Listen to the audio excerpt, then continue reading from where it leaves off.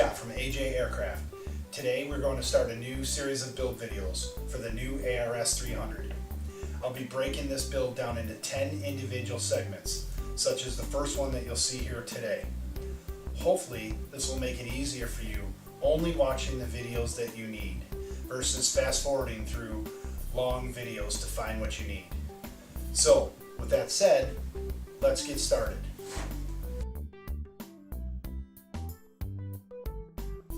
Okay guys, this is the time when you want to take a look at everything, make sure everything's in good shape, nothing's damaged or wrecked. You want to really inspect the covering, the fuselage inside and out. Just really take your time, because now's the time to really uncover if there's anything wrong prior to building your model. So take this time to do this. Just look through everything, make sure it's all ready to go so you can start your build. So fuselage looks good. Just sort of going over a couple things. Look at the rudder, make sure that everything's glued in good, there's no warp, the rudder's not warped, or none of the surfaces are warped or broken, hinges are tight. Same thing with the elevator.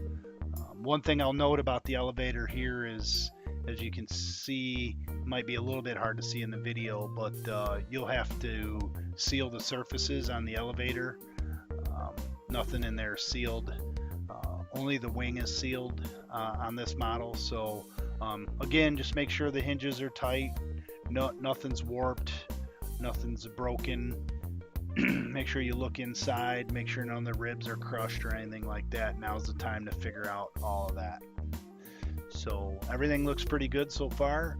We'll go on, we'll move to the canopy, or I'm sorry, the cowl. The cowl, it's important to take a close look at the cowl ring, make sure everything's intact, make sure it's glued down good, no cracks on the edges of the cowl, that the fit and finish on everything looks really nice. The paint looks great, so just make sure that looks good. Now we'll move to the canopy. Same thing on the canopy, just make sure everything's in order, nothing's broken. Now on the canopy, nice feature is we added this G10 little fiberglass reinforcement in the corner, so hopefully the corners of your canopies don't break out in the field. So take a look at, make sure that no bubbles, scratches, anything like that are in it. And then we'll move here to the wing, and as you can see, it's probably hard to see in the video, but the wing is the hinge line is pre-sealed. But again, you just want to look at all the covering, make sure none of the ailerons are warped or anything like that. Just take a quick minute to go through everything. It'll pay off in the long run if you find something without doing all the inspection up front.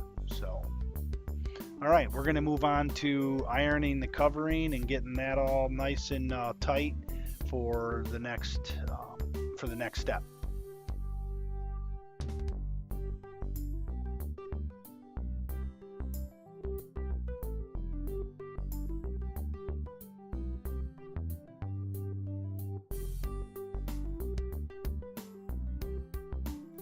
Okay, we all know that it's important to tighten up all the covering on your plane prior to building. So another thing that outside of the covering that I like to do is just take a minute, take thin CA and a dropper, as you can see, and just go through all the crevices, where all the joints are in the fuselage, and just try to take, it's a little tedious, but take the time to go through all of the joints to make sure that you have a nice strong airframe prior to flying it. So as you can see, we'll just glue all this up and then we'll move to the landing gear.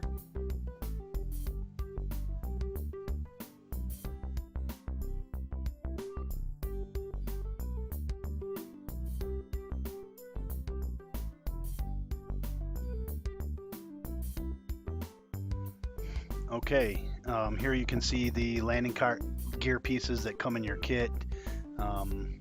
Starting to install the landing gear here, you'll notice that there's an actual airfoil on the landing gear, so there's a thick side, and then on the other side you'll see it's thin. So just like your wing, you want to install the thick side, the airfoil side, towards the front of the plane. So make sure you get that right. You can feel that. Here's the hardware. You'll use a washer and the bolt that's included in your hardware bag that you've seen in the beginning there. Even though there's a nylock nut, I like to use Loctite. I put Loctite on everything, especially since this particular model is going to be gas. And then here you'll see I'm putting the bolt on the bottom. No need for a washer on the bottom. You already have that aluminum angle. And if you put a washer under there, you might not get all of the nylock nut on there. So real important that you don't put a washer on the bottom. And then you go ahead and repeat that, all 4 bolts. Use Loctite on all 4 bolts. Get them all nice and tight. I use a wrench underneath, real simple. I get them nice and snugged up. This is important. You don't want your landing gear coming loose or falling off. So Loctite's optional. Here's the landing gear block that fits just nicely. Nice thing about this landing gear block, you just fit it in, and then you'll see here in a second when we put the wheel cuffs on,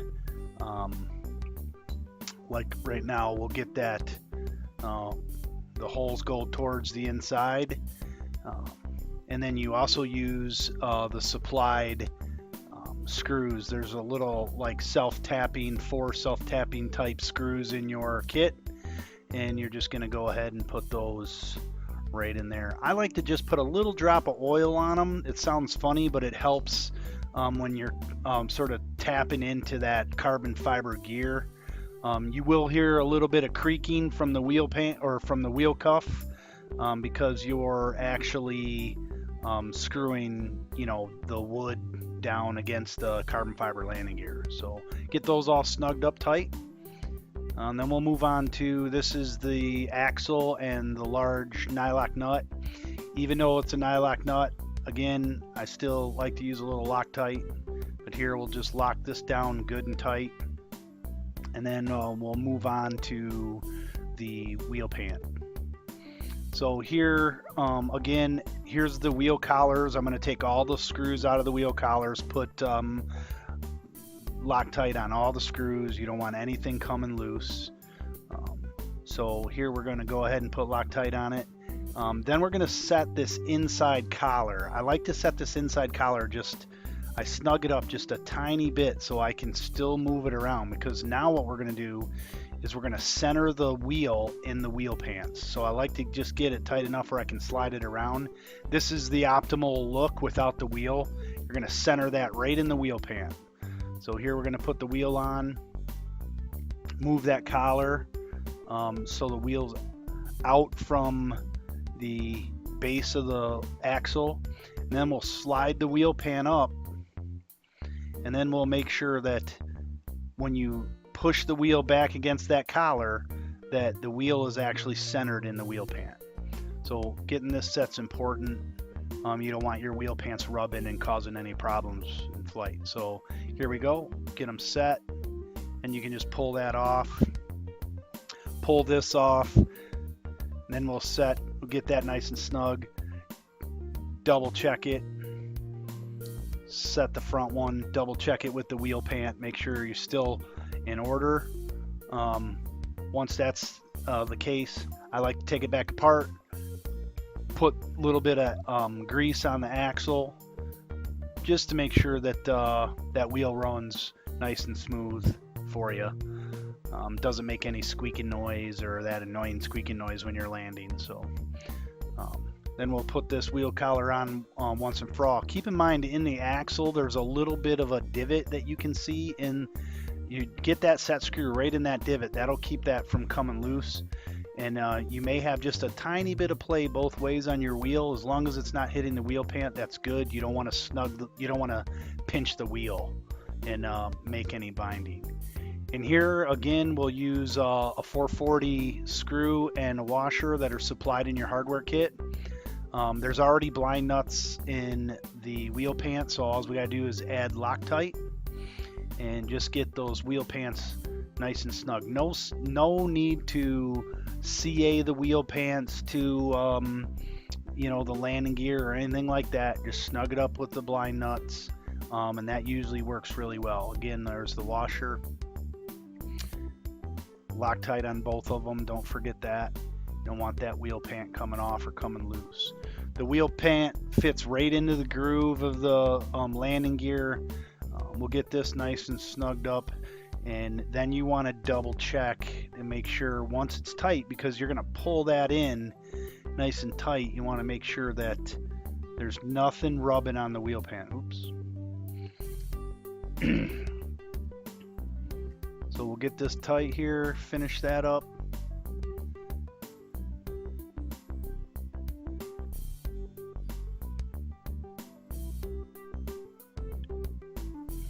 And then we'll make sure that we don't have any of that rubbing.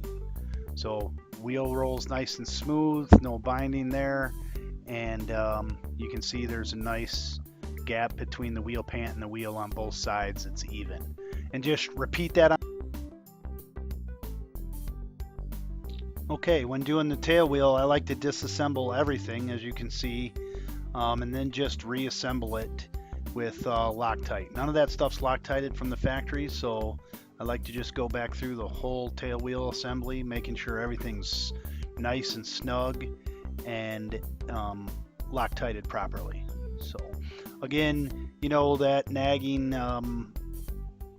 land tail gear that comes loose or pieces are falling off of it, this is a good time to make sure that none of that happens. So here I'm just taking all the wheel collars and just taking the screws out of them, and again Loctite and everything to make sure that that's tight. And I'll put, this is the wheel assembly that holds the wheel, sort of that, put that on there. And then here, sort of important, when I like to put a little bit of grease in there just to make sure that you don't get any of that squeaking or any nagging noise coming from your tail wheel. Just use a little bit of lithium grease there. Once you get that pushed through, you push some of that out of there. I like to just make sure it's greased up good. Not a big deal, but just one of those things that makes your model sound nice. Now you'll see here, there's a little flat spot on that, and the flat spot goes towards the back. So there's a tiller wire that, again, there's all these set screws in there as well, but we're going to make sure those are all Loctited, and then we're going to take that tiller wire that goes out into your rudder, and it actually steers the rear wheel. We're going to make sure that that hole, when you assemble this, that hole is facing towards the rear. And you're going to want to make sure that you lock down the lock nut on the flat spot that you see in that axle that I just showed you a minute ago. So you can see here, there's that flat spot, and make sure that tiller wire is facing towards the back. And as I'm screwing down this set screw, I'm feeling for that flat spot. You want to make sure you get it in that flat spot. Get it nice and snug in there. You can see I'm feeling for it. Make sure you get it there.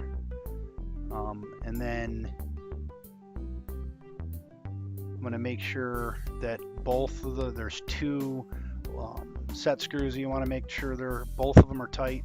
And then here you can see a little bit of play there. So then you take the bottom wheel collar and move that up and give yourself, so that's nice and snug, no slop in there at all. It works. Then you're going to go ahead and put the tiller arm in. Make sure that you get that snugged up.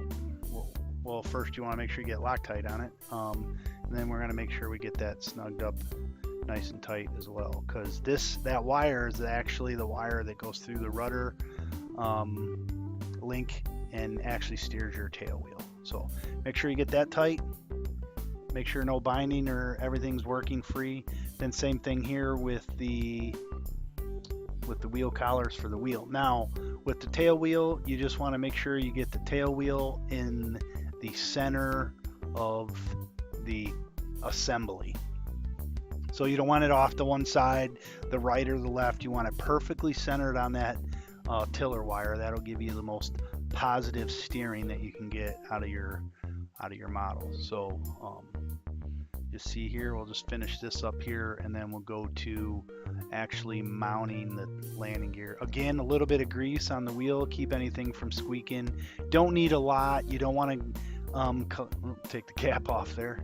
You don't want to collect a bunch of dirt or debris or anything. Just a little bit of grease to make sure that that rolls nice and smooth for you. So here you can see that I'm just making sure that that tail wheel is nice and aligned in the middle of that tiller wire. Just double check that. See how it's aligned there. It looks like it's got to go just a little bit over to the right still. And then this will make sure that your tail gear or your tail assembly is all Loctited, it's all tight, and nothing comes apart vibration wise, or nothing happens while you're flying. Take the time to do this. A lot of people don't do this step. They just go ahead and bolt the landing gear on, or the tail wheel assembly on. Now we'll go ahead and bolt it onto the plane. Okay, so we're going to use the supplied bolts and a washer. Again, on these 440 bolts, you want to use Loctite medium blue, and just go ahead. Some people go ahead and bolt this on, but some people don't even put the landing gear on now. Or the tail wheel on now. This is sort of an optional step. I like to just put it on while I'm assembling the landing gear. So again, Loctite all 3 bolts, and there's a blind nut underneath there and a wood block at the back of the plane, so this keeps for a nice snug fit. And I like to just, as I'm snugging these down, I like to make sure that that tiller arm, and you'll see that here in a second after I'm getting them snug, I like to make sure that tiller arm is right in line with the hinges. So the middle of that vertical stabilizer, I like to make sure that they're right in the middle of that and aligned, and that just keeps from binding. You can see, make sure that right here that it's nice and in the middle of the rudder, because there is a little bit of room for movement in those bolts, just a tiny bit. So I just like to make sure that that's lined up, and then we'll go ahead and snug these bolts down, and we'll move to setting up your radio and getting started on radio setup.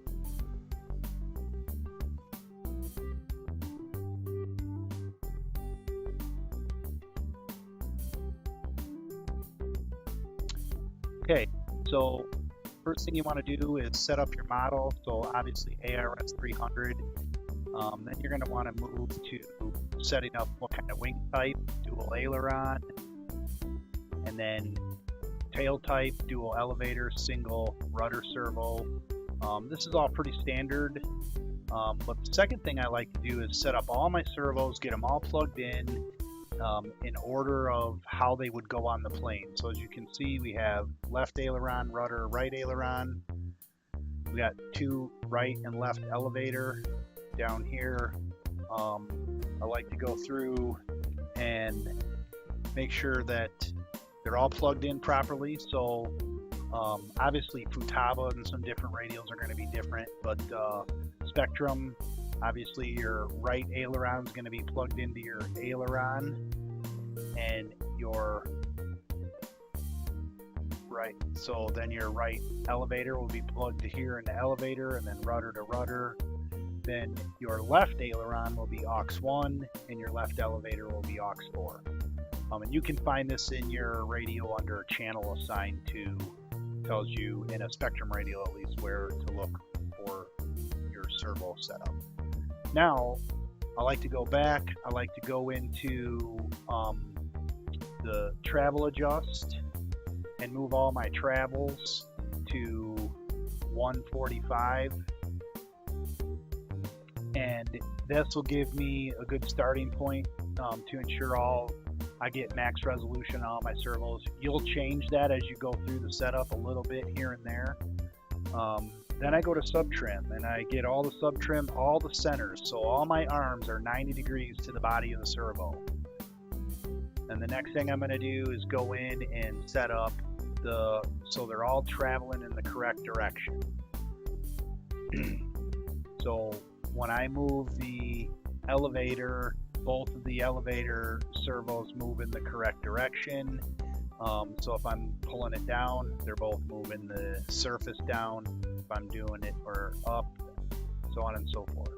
So you get all that set up now, so as you're building each step, so here's the rudder right and left, and then you'll see we have the aileron. So it's best to get this all set up ahead of time. You'll find it much easier to complete your the rest of your build